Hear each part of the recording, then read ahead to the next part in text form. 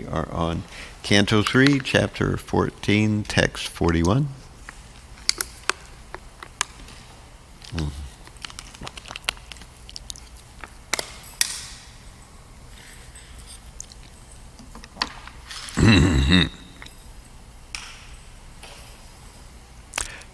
Tada Vishveshvara Kruddho Tada Vishveshvara Kruddho Bhagavaloka Bhavanaha Bhagavaloka Bhavanaha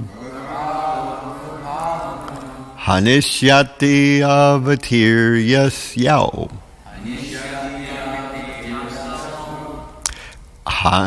Hanishyati avatiryasya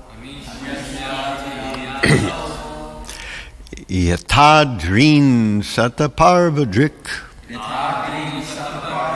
Yatadrin sataparvadrik Yada Vishveshvara Kruddho Bhagavaloka Bhavanaha Hanishyati avatiryasya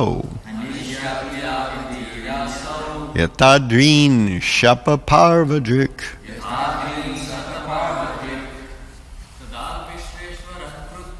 Tada Vishveshvara Kruddho Bhagavaloka Bhavanaha Hanishyasya vatiryasya Yatadrin shataparvadrik Tada Vishveshvara Kruddho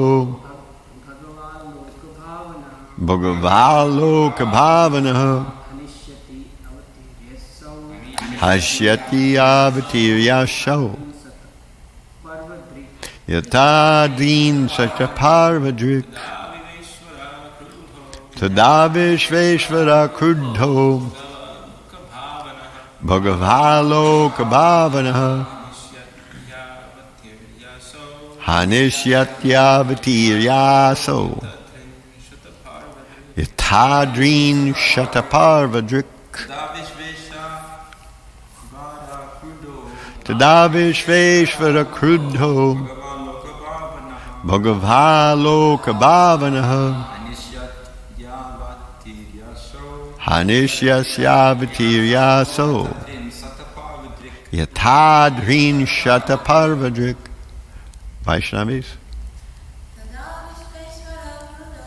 Yada Vishveshvara Kruddho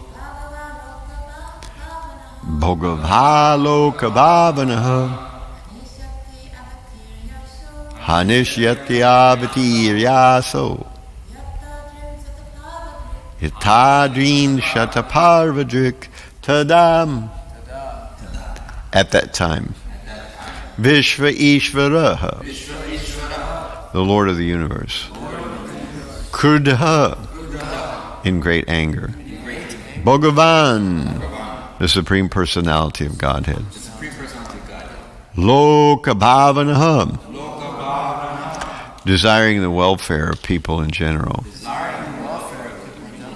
Hanishyati, will kill, Avatirya, descending himself, Aso, he, Yatha, as if, Drin, the mountains, Shataparvadrik, the controller of the thunderbolt, Indra. So the translation is, at that time, the Lord of the universe, the Supreme Personality of Godhead, who is the well-wisher of all living entities, will descend and kill them just as Indra smashes the mountains with his thunderbolts. So I say, and you please repeat, at that time, the Lord of the universe, the Supreme Personality of Godhead, who is the well-wisher of all living entities, will descend and kill them, just as Indra smashes the mountains with his thunderbolts. So the purport reads as follows here, Prabhupada's purport. As stated in Bhagavad Gita 4:8, the Lord descends as an incarnation to deliver the devotees and kill the miscreants. The Lord of the universe and of everything would appear to kill the sons of Diti because of their offending the devotees of the Lord. There are many agents of the Lord, such as Indra, Chandra, Varuna, Goddess Durga, Kali, who can chastise any formidable miscreants in the world. The example of mountains being smashed by a thunderbolt is very appropriate. The mountain is considered the most strongly built body within the universe, yet it can easily be smashed by the arrangement of the Supreme Lord. The Supreme Personality of Godhead does not need to descend in order to kill any strongly built body. He comes down just for the sake of his devotees. Everyone is subject to the miseries offered by material nature.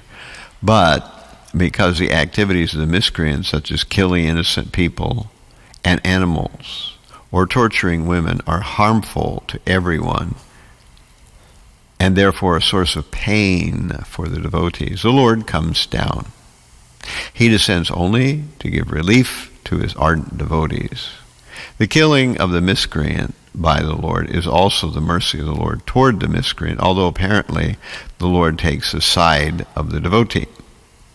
Since the Lord is absolute, there is no difference between his activities of killing the miscreants and favoring the devotees.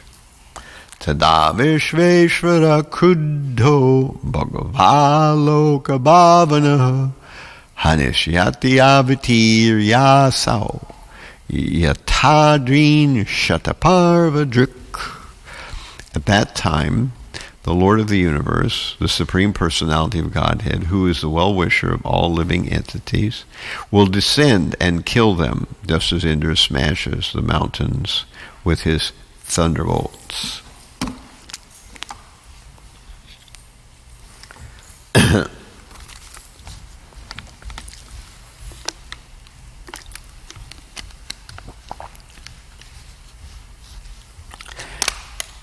When somebody takes up spiritual life, they are benefiting themselves, they are benefiting everyone around them, and they're benefiting the whole environment from a material perspective, like the ecology. So that's the simple equation we can think about, that if you are in line with the Supreme Being, then automatically you are doing the best thing for everybody, yourself, everyone around you, and the environment, all in one package. And the contrapositive is also true, which means that if you decide you don't want to align yourself with the Supreme, you are harming yourself, you're harming everybody around you, and you're also harming the environment. And no time is that more apparent than now, when we see that in general people are completely out of alignment with the Supreme, and they're doing all these things. They are harming themselves, they are harming the people around them, and they're a menace to the environment. So this is all the product of selfishness. That if one acts selfishly, then we will create problems, lots of problems, all kinds of problems for everybody, including ourselves. So, over the grand history of the planet Earth, there are so many people who had some idea of some plan for everything. And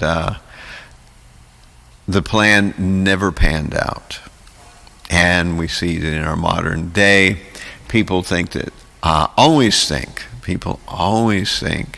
that the fix for everything is some social political theory or scheme. If we have a different social political theory or scheme, everything will work out. Some decades ago, the big thing was communism. That communism was going to fix everything. The poor, beaten down proletariat were being abused and taken advantage of by the capitalists. So we're going to remove the capitalists, and everything will be owned by the state, and everyone will be happy. Great theory. Then we had communist Russia, and wasn't quite such a happy state. But no, we had China, and well, that didn't work out so cool either. But wait, we have North Korea, but that one's not so good either. But we had Vietnam. Well, that one didn't work out so good either. So, these kind of socio-political schemes are not what will solve the problems. The problems come from karma. If we ignore the karma equation, then you will not solve anything. That's the thing about our modern world. People have no idea of the karma equation. It's as simple as the nose on your face, that if you cause problems to others, it will boomerang and you will experience those problems. If you try to get more than your share, you will wind up with less than your share. If you try to take from others, the universe will take from you. So it just works like that, Ishopanishad assures us that, you have your quota, and someone who takes more than his quota will be certainly considered a thief. And sometimes we see, Bhaktitirtha Swami used to call these people who were empowered for destruction. Empowered for destruction, that usually the way karma works is as you perform sinful action, your karma shuts you down. It's like some kind of regulator in a machine, that if they call them governors on motors, that as a motor spins faster and faster, the governor shuts the motor down so it doesn't overheat and blow up, So in a similar way, when a person performs sinful actions, generally their bad karma feeding back to them debilitates them, and they become incapable of doing any further harm, Just like when a criminal performs criminal activity, eventually the police apprehend them, and that shuts them down. They're put into some kind of jail, and then they can't perform any more mischief. So that's the way it usually works. But sometimes this does not happen. And instead, a person is empowered by material nature to be the instrument of many people's bad karma. So we know that there's adibhotic, adidaivik, and adiatmic miseries. So that's how people get their karma, adibhotic, adidaivik, and adiatmic. So we create our own miseries on ourselves by worrying and stupid action that destroys our health and our well-being, adiatmic miseries. We have adidaivik miseries. We have these miseries that are caused by demigods, the universal miseries like diseases and famines and wars and drought, and so on and so forth. So these are miseries caused by demigods. But one of the usual ways people get their bad karma is through adibotic miseries, which is through other people. And so that can happen individually. Somebody has your number, they don't like you, and you get attacked or abused by them in some sort of way. But then sometimes karma works on a wholesale platform where you have not just karma for one individual, but you have karma for an entire group of individuals, and it happens not in one event, but in maybe a long, protracted event, like a war, like some kind of Holocaust or some kind of difficult situation. So karma is played out in a large-scale way. And sometimes there's an individual who is the focal point, the person who's organizing or orchestrating that karma to play out. It's not that they don't get karma for being the karmic focal point. They do. But they are empowered to do it in a big way, as we see Hiranyakasipu and Hiranyaksa were. So they were empowered to create karma on a large scale. And of course we have many examples in the modern world of people who similarly created karma in a mass bad way. So this karma was supposed to come to the individuals anyway. And this focal point individual was the one who managed to make it happen. And in this way, this is how things happen on the karmic level. Individually, we have bad karma, and we get our comeuppance, as they say sometimes. And we get the result of our negative karma. And sometimes we get the results of our good karma. And sometimes we get the results of our bad karma individually, through an individual, or through a local situation that happens only to us. And sometimes karma is distributed in a large-scale event that targets not just us, but many people. And it isn't just a single event, but maybe a whole period of time where karma is played out. So people who are empowered for destruction, they have this capability of causing, as we've been reading yesterday, our Pancharatna was discussing about the unfortunate qualities of people like Hiranyakasipu and Hiranyaksa. And there are many other stories like this in Bhagavatam. But today we're talking about the Supreme Lord coming to set the situation right. And, Prabhupada quotes the Bhagavad Gita. We have Yada yada hi dharmasya glanir bhavati bharata abhutanam adharmasya tadatmanam shujamyaham. Paratranaya sadhunam vinashaya chaduskritam dharma stapanartaya sambhavami yuge. So these two verses, the first one tells under what circumstances the Lord comes to the earth. Yada yada hi dharmasya glanir bhavati bharata. Whenever there is a decline in religion and a subsequent increase in irreligion, then I invent myself, And so whenever there's a decline in religion and a countervailing rise in irreligion, at that time, Krishna descends, either himself, or as Prabhupada says, he sends one of his representatives, or something like that. So there's a number of different ways the Supreme Lord can remedy the situation.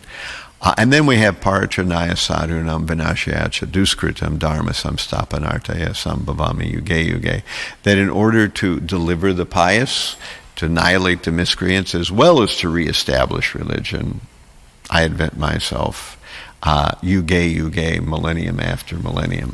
So the Supreme Lord comes to give pleasure to the devotees, to take out these empowered for destruction living entities, and to reestablish religion. So religion is not something manufactured by human beings.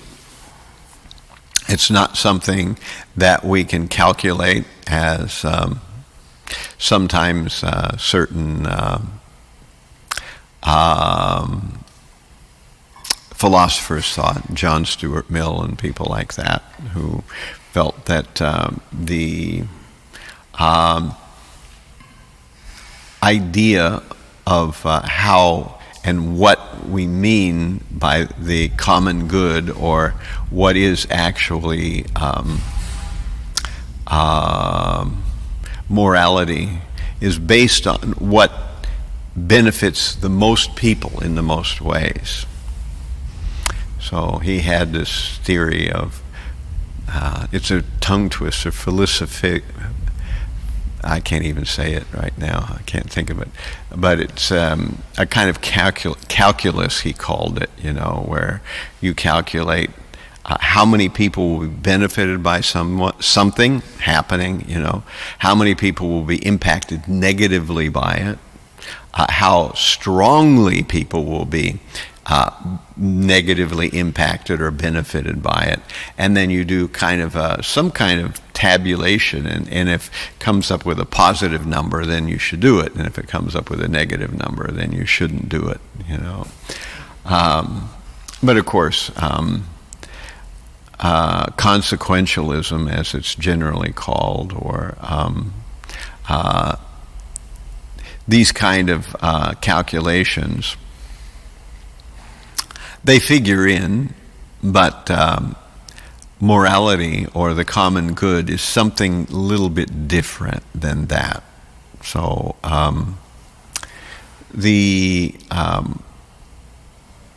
religious principles are not created by people doing calculations. They are created by the Supreme Lord, as we hear in 6th Canto, Dharmam Hishakshad Bhagavat Pranitam, which is, who's speaking in that verse? Anybody know? Prahlad.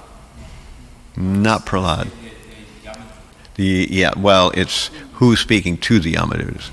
Yamaraj is speaking to the Yamadutas. So that's the story of,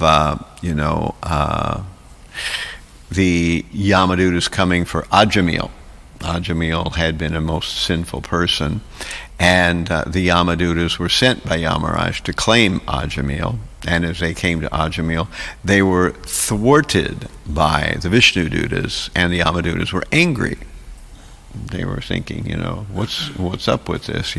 They generally have nobody who is able to interfere with their activity, because they're supposed to claim all the sinful people when they die. So that's their duty. They go and grab sinful people and bring them to Yamaraj's court for trial. And then later on, they get the pleasant duty of torturing people in hell for their negative activities. So that's what the Yamadutas do. And they were thwarted, so they were angry at Yamaraj and saying, how is it that your order can be stopped?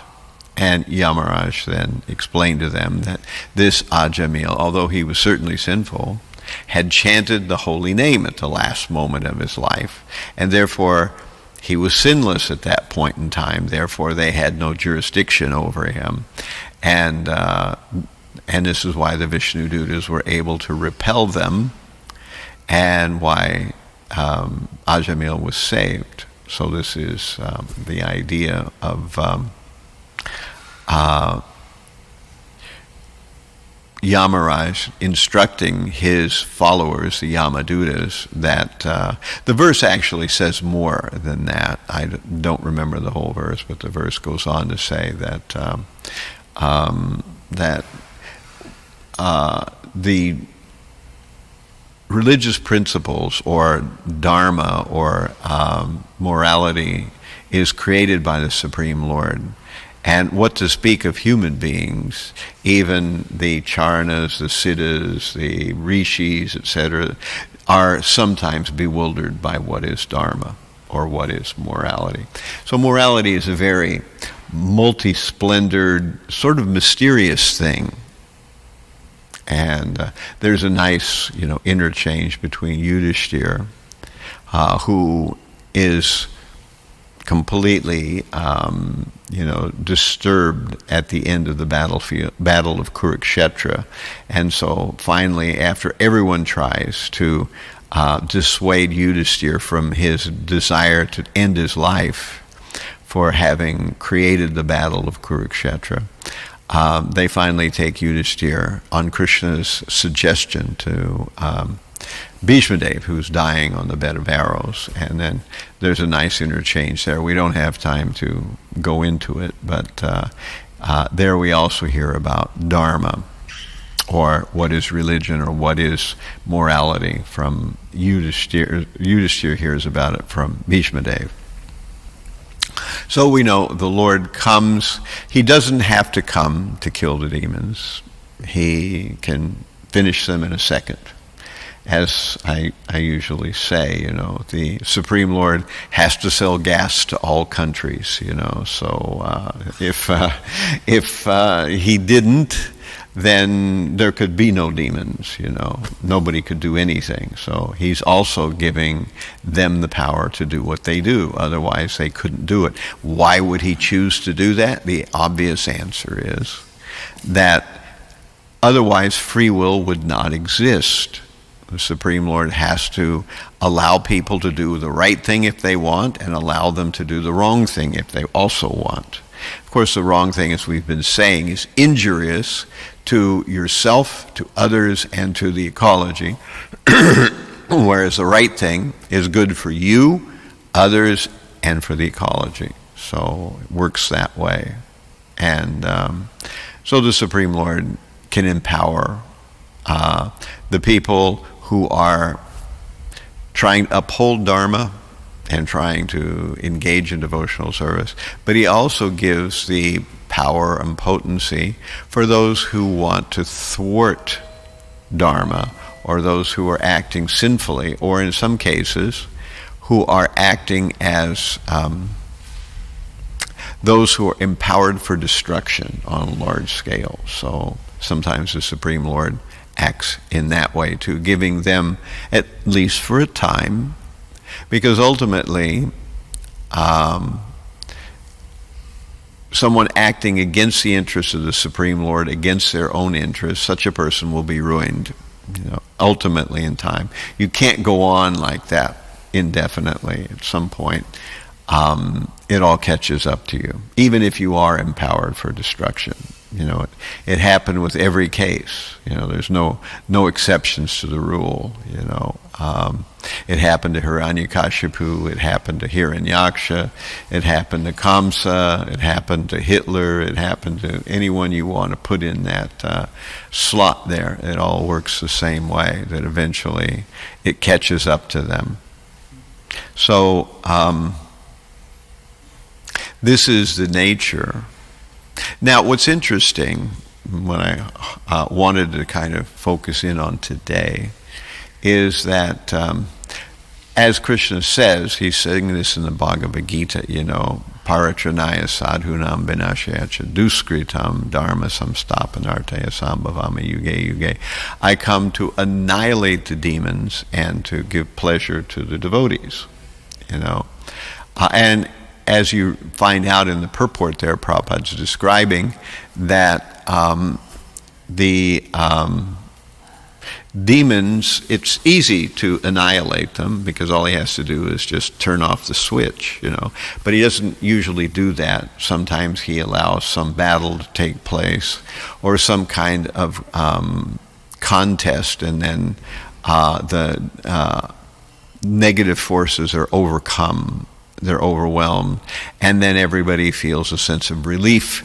There's a glorious sense of the victory of good over evil, a sense of resolve, a détente. Everything is now put right.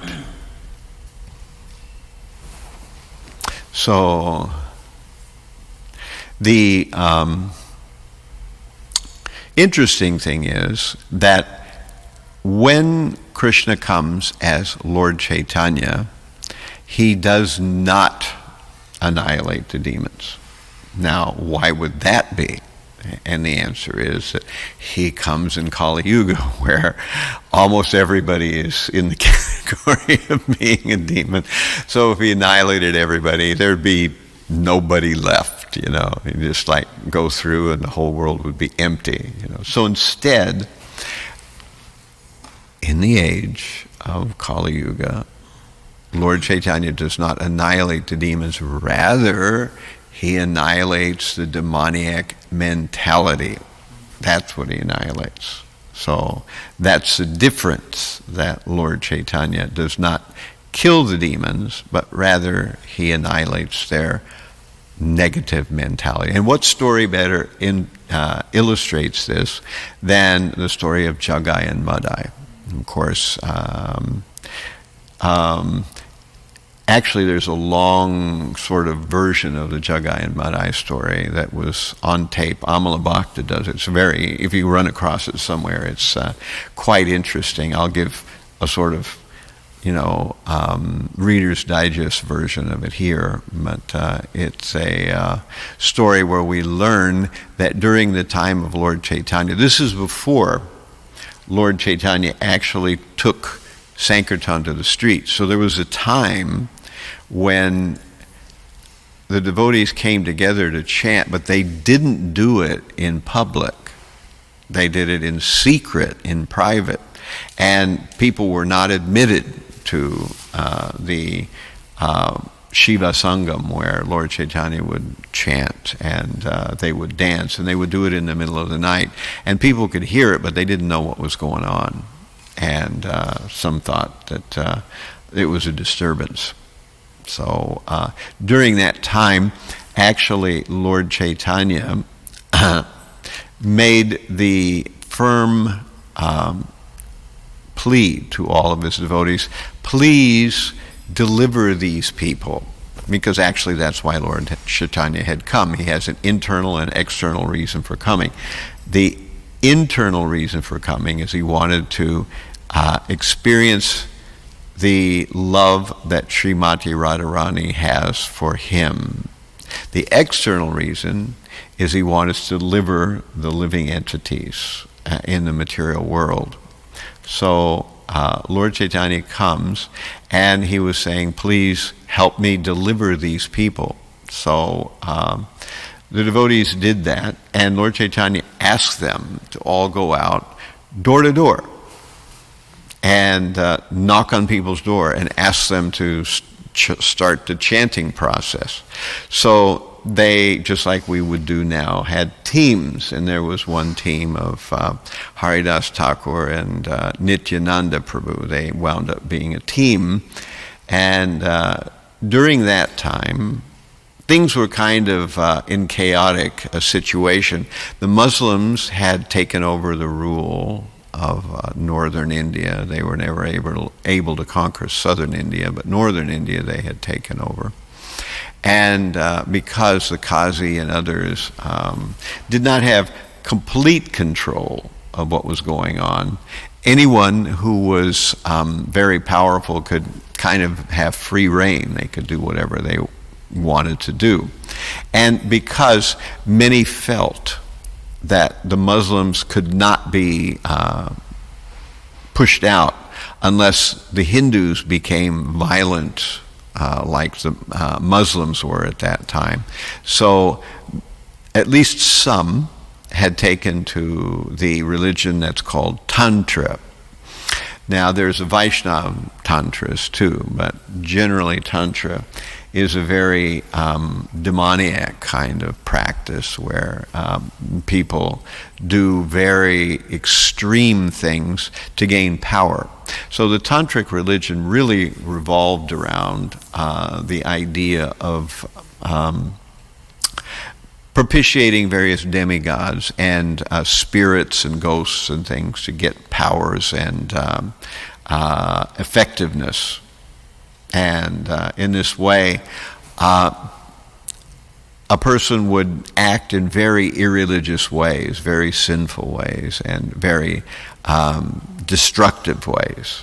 And Jagai and Madhai were a clear example of this kind of religion. And so some people thought this was good, actually, and they had sort of free reign over the area because the Muslim government wasn't strong enough to suppress it, and they were empowered on their own, so they did whatever they wanted to do. And so, as you know, it mentions, we've been hearing about torturing women and creating general mayhem everywhere. This is exactly what Jagai and Madhai did. They robbed people, they stole, whenever they wanted someone as a sex partner, they just grabbed them. Whenever they wanted to take something from someone, they would just brutalize them and take it. And so they kind of loved to set up their tent in various places all over the area. So one day they would be in one part of town, and then maybe a week later they would move their tent to another part of town, and they would, do their nonsense wherever they set up their tent. And so when Haridas Thakur and Nityananda went door to door, they would, put a straw in their teeth and say, "My dear sir, my dear householder, you are very intelligent and you know everything, but please try this chanting of the holy name." And then they would roll, and many people were won over, but there were some people that actually were angered by this, and they said, "This Nityananda and Haridas Thakur, these people are just fakers. They are here, they're just seeing what we have in our house so they can come later and steal it. That's what they're after." And we are Brahmanas. We know the Vedic literatures. We have studied them as children, and we know that just chanting some mantra isn't going to do anything for you, that this is all a bluff. And so they would say, "Get out of here." And so this disturbed Nityananda and Haridas. And so Nityananda said, "Why is it that Lord Chaitanya isn't getting everybody? This is supposed to work for everybody." And then Nityananda hatched a plan. And he said, "I think we have these two most extreme examples of sin, Jagai and Madhai. Everybody knows that they're the most sinful people ever. So if these two chant the holy name, we're sure that everybody will accept Lord Chaitanya's movement. Everyone will accept the chanting." So this is what Nityananda suggested, and Haridas objected. He said, "Well, these are violent people. What if they attack us?" And Nityananda said, "Oh, you are used to it." So they decided that Lord Chaitanya would, chant, and they would try to arrange for Jagai and Madhai to be close to where Lord Chaitanya was chanting. So one night, Lord Chaitanya and the whole group were chanting, and Jagai and Madhai were camped not far away, and they could hear Lord Chaitanya. And of course, Jagai and Madhai, one of their favorite pastimes was to get as drunk as possible. So they really liked alcohol. So they were completely out of it from drinking all night. But they heard Lord Chaitanya chanting, and they thought it was some kind of opera performance, and they kind of liked it. So the next day, Lord Chaitanya came out, and either Jagai or Madhai, I forget which one, asked Lord Chaitanya, what kind of opera were you singing last night? And Lord Chaitanya completely ignored them. And this shocked Haridas. He thought, well, we've just set the situation up. I thought this was how it was going to work, that we would get Lord Chaitanya near Jagai and Madhai. They would hear the holy name. Their consciousness would be uplifted, and they would take to spiritual life. But Lord Chaitanya just went right by them. He didn't do anything. So then he said, well, Haridas, we should go to where they are, and we will instruct them, we will ask them to chant. So, of course, by this time, Jagai and Madhai were in a different part of town, and then Haridas and Nityananda, they went there, and Lord Chaitanya asked Jagai and Madhai, please chant Hare Krishna. Your whole life will become purified. You will be happy. And because he asked them, Jagai and Madhai were actually annoyed with this. They said, who are these two? They're Vaishnavas. And we know Vaishnavas are they're goody two-shoes. They're, just, not very strong. They accept all kinds of things, and they are not powerful like us. They don't really understand the Vedas, so get out of here. And because Nityananda persisted, the two brothers got very angry. And they started to chase Haridas Thakur and Nityananda. And it says in the Chaitanya Charitamrita that Nityananda was a good runner, but Haridas Thakur was not. So it looked like they were going to catch up to Haridas and to Nityananda, because they said, you come back here, we're going to thrash you to within an inch of your life, But they were fortunately drunk, so they forgot to take their weapons with them, and they were not in the best of their physical abilities, so they were stumbling. And as a result, both Haridas and Nityananda got away. And of course, Haridas said to Nityananda that you almost got us killed today. And why do we have to try to get these two brothers? Everybody knows it's impossible. And Nityananda said, well, our master, Lord Chaitanya, said that we should deliver everyone. If we deliver these two, we can deliver anyone. And one thing I know about Chaitanya Mahaprabhu, he is playful and humorous, and we should be like him. So they thought, well, maybe we'll give it one more chance. We'll try to find a time.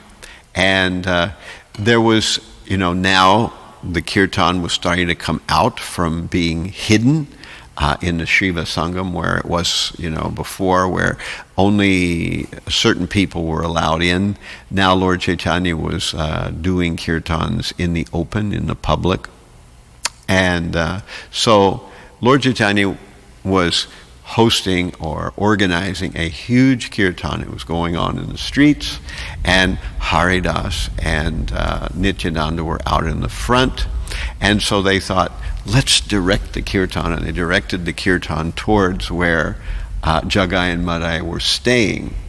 And so Jagai and Madhai were in the tent, and Nityananda said, come out, please engage in the Sankirtan movement. Your life will be perfected. And this time, the two brothers were very angry. And they said, these two guys again, I thought, we tried to kill them last time. I guess they don't get the message. They must be too thick. So in this particular instance, when Nityananda was pleading with Jagai and Madhai to take up the process of chanting Hare Krishna, he thought that in a moment Lord Chaitanya will be there, they'll see Lord Chaitanya, their hearts will change, they'll become devotees. But instead, Madhai picked up a part of a broken pot, and he threw the broken pot at Nityananda, and it hit Nityananda on the head, and blood started to come from Nityananda's head. So then he was going to pick up another piece of the broken pot, and throw another chunk at Nityananda. But before he could do that, his brother Jagai said, no, don't stop. And meanwhile, there are other people in the kirtan party watching this all happen. And so they decided to run back to Lord Chaitanya and said, Lord Chaitanya, come up to the front of the party. Quick, they're killing Nityananda. And Lord Chaitanya said, what? And so he came up to the front, and there, he saw the scene where there is Nityananda lying on the ground with blood coming from his head. There are these two drunken brothers, Jagai and Madhai. And Lord Chaitanya said, prepare to die. So he held his finger up, and the Sudarshan chakra was coming. And Jagai and Madhai knew that they were just moments away from it's all over. So they were in terror. But Nityananda was disturbed. He thought, what's going on here? That Lord Chaitanya had promised he wasn't going to kill the way we're living in. He was supposed to deliver their mentality. What's wrong with Chaitanya? So he said, Chaitanya, you've got no business interfering in this. They harmed me, and I don't feel it was a big offense. So why are you meddling in this? You're supposed to give them love of God. And Lord Chaitanya said, these two offenders must die. And so Nityananda had to think fast. And he thought, oh, okay. But if you kill them both, you don't know the fact that Jagai, he saved me by stopping his brother from throwing a second pot. And Lord Chaitanya said, what? And Nityananda could realize he was onto something here. So he said, all right, yes, actually, Jagai, he kept me from being harmed a second time by his brother. And so on hearing that, Lord Chaitanya immediately said, okay. And he embraced Jagai, and Jagai began to roll on the ground in ecstasy of love of God, because he had saved Nityananda from his other brother, from Madhai. And Madhai then could understand that special mercy was getting dispensed here, so he rolled on the ground and said, please forgive me, Lord Chaitanya Mahaprabhu. And Lord Chaitanya Mahaprabhu said, your case is different. He said, I cannot forgive you. And Madhai said, well, we're two brothers, we're basically just alike, we've all done the same things, why are you forgiving my brother and you're not forgiving me? And Lord Chaitanya said, what have you done to deserve being forgiven? And Madhai couldn't think of anything, and because he couldn't think of anything, Lord Chaitanya said, therefore, your case cannot be forgiven. But he said, if you get the forgiveness of the person you've injured, if you get forgiveness from Nityananda, then I can forgive you. And then he looked at Nityananda and said, Nityananda, don't immediately forgive him because he has no idea how serious it is. But Nityananda wasn't at all interested in that. So he said, no, I completely forgive him. So Nityananda forgave him. And then Lord Chaitanya forgave both brothers. Now, Nityananda was happy. Now, both brothers, Jagai and Madhai, had been forgiven. They had come very near being killed by Lord Chaitanya, but instead they had had their mentality turned around. And so the next day, they set up a gift-giving ceremony. I'm not sure whether this gift-giving ceremony is used in other situations, but Lord Chaitanya asked Jagai and Madhai to give the gift of their sin to him. And so they went to the ghat, and both Jagai and Madhai were thinking, what kind of gift is this? You know, we can't give our gift to Chaitanya of our sin. We've done all these horrible things. So how is this a sin? But Nityananda said, well, if you don't give it to him, you'll have to keep your sin, and that won't work. You know, no, this is the right thing. You need to offer your sin to Lord Chaitanya as a gift. So it got a little bit towards the end of the day. It was getting dark, and at that point, both Jagai and Madhai gave a gift of their sin to Lord Chaitanya, and his golden body got very dark for a short time. But because it was also evening, most people couldn't see the difference. And then Lord Chaitanya again assumed his normal color, and in this way, Jagai and Madhai were saved. But Madhai went on, and he made an announcement to everybody in the ghat. He said, I must have offended so many of you. I don't even know how many people I've offended. I don't even have a grasp on how many kinds of sin I've done. So if someone has anything against me, please do whatever you want to me right now. I accept anything, any retribution that anybody has. And one person threw a rock at Madhai, and it hit him. And he said, that doesn't feel like enough. He said, whatever anyone wants to do, at least put your foot on my head. But when everybody saw how these two horrible brothers had completely turned around, their hearts melted. And eventually, we know that Jagai and Madhai went on to become great devotees, and they both built a ghat, and people would go there, and they would hear from Jagai and Madhai, and their lives would become involved in spiritual life and Krishna consciousness. So this story kind of explains, how Lord Chaitanya comes not to destroy the demons as Krishna did, but rather to destroy the mentality of the demons. So we're kind of over time. This story, there's more to it, but we kind of chopped some of it out. Any questions or comments before we wrap up here? Yes, Matanga.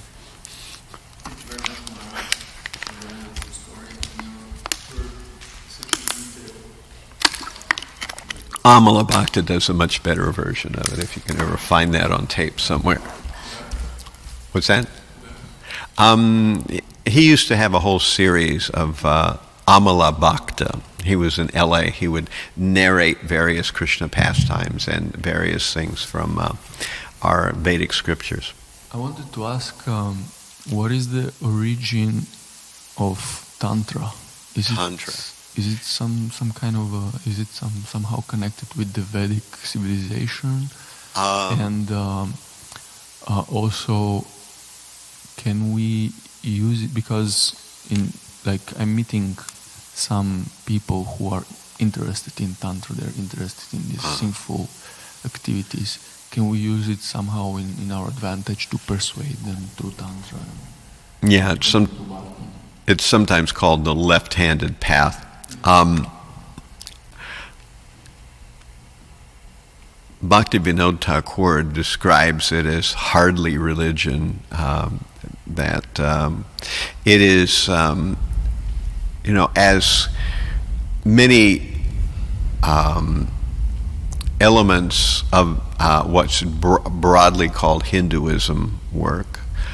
It has some connection with Vedic literatures, but particularly Tantra, I think it has a very loose connection with Vedic literatures.